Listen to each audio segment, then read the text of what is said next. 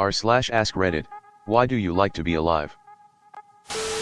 Yes everyone, this post has a lot of awards and many people in this thread have gotten awards too.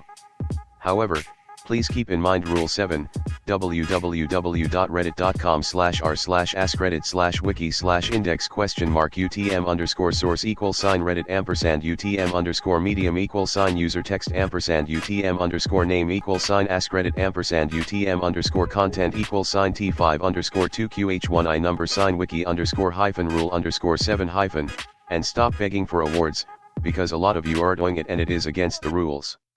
Additionally, if anyone are reading this thread and struggling, there are some resources available.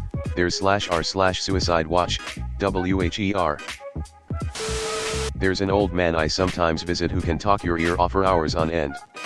You'll sit down with him, and he'll start download his stories, one after the other, of his old friends, high seers in the radio industry, and his misadventures chasing women. Once, halfway through his usual ramble, he stopped, turned tome, and said, "You know what?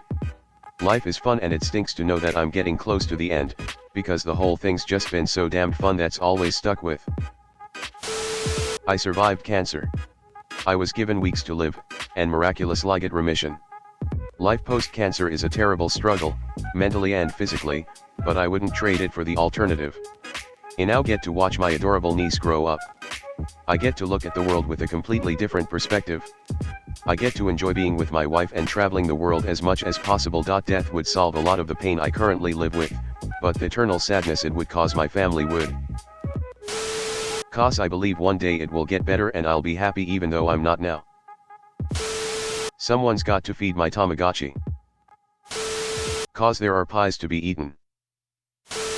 Occasional serotonin. It hits me every once in a while. Also garlic bread. I'm terminally ill and the closer I've gotten to death the more I've just sat back and watched nature, genuinely stopping to smell the roses. It's the little things in life that make life worth living.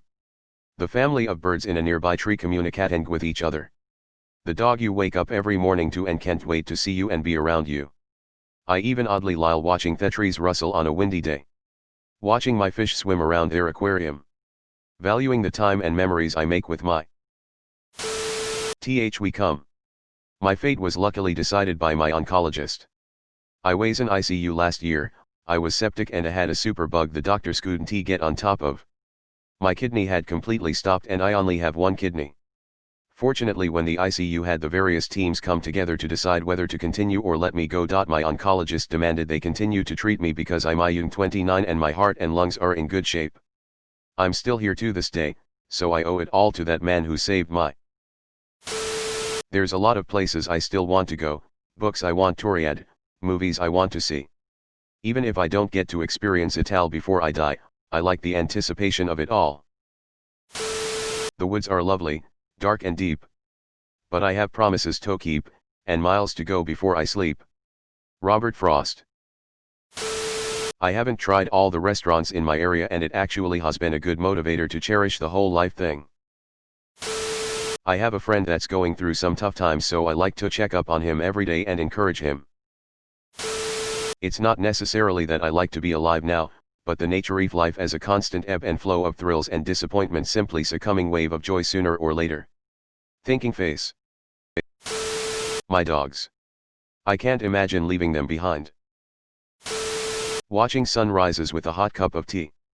Singing my favorite songs in a place with good acoustics. Using really soft yarn talking something nice for someone. Calling a friend and hearing their joy in their voice when they realize it's me. Snow days. Making s'mores at a bonfire. It's all the little things.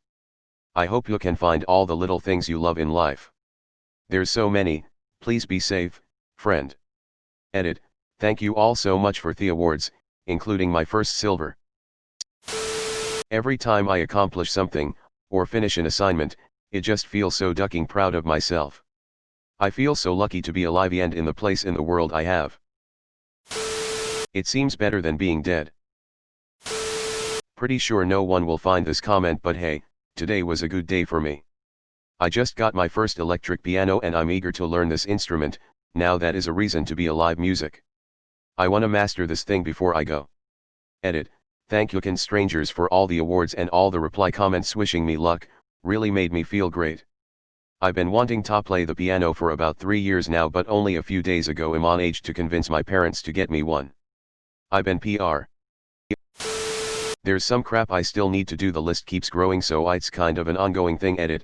Holy smokes, this blew up. THX everyone for the awards and updates.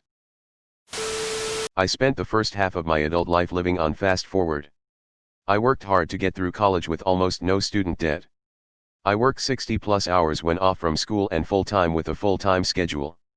I grew up a have-not with uneducated parents and a single mom that broke her back so I could have opportunity. I put that on my shoulders and powered through. I studied business and finance, and now I own a business.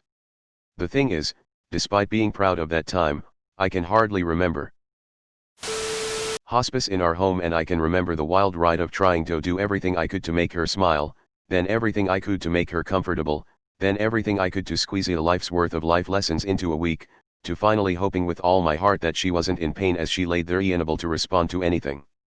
If you want to talk about a hard stop to a breakneck life, then losing your beacon in the storm is it. At the end, I remember telling her I'd make her pee. She'd be holding my face in her hands. When she finally let go, her funeral was the real shock to the system. Not because she was actually gone, but because of the sheer number of souls at the funeral that I had never met. My mom and dad adopted me in their 30s. I met countless people from before that time that mom had touched.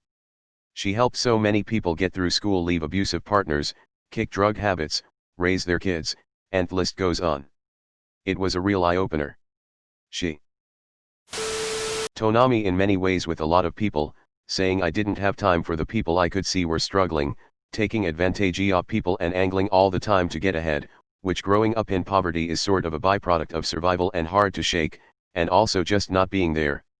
I mean like autopilot life despite all of the rich things in life around me. If you read this far, just know this. I get up every morning and close my eyes and just listen. I take a minute and think about WH. Barrages every day, but I spend so much time listening to their opens. I people watch like crazy, I take the time to match smiles sent my way, I don't let someone I think is in pain pass be unnoticed, and I try to get know people's paths that lead to who they are now when they wrong me, because understanding that much about someone gives you peace even if it doesn't excuse what they do. I have a rule of taking 10. Take 10 seconds to calm down, take in, consider, feel, etc. 10 seconds to ask a RDS. It's so nice to see my mom's legacy touching everyone. Cancer sucks, but all of these stories are wonderful. Keep being kind, it's amazing to see everyone being so good to each other in the comments. Edit 2, over $4,500 raised for my mom's donation in her name. That will almost double what we do. If you still would like to PM me for details. Hey, you made it to the end, nice job. Remember to like and subscribe, it's free and you can unsub whenever you want.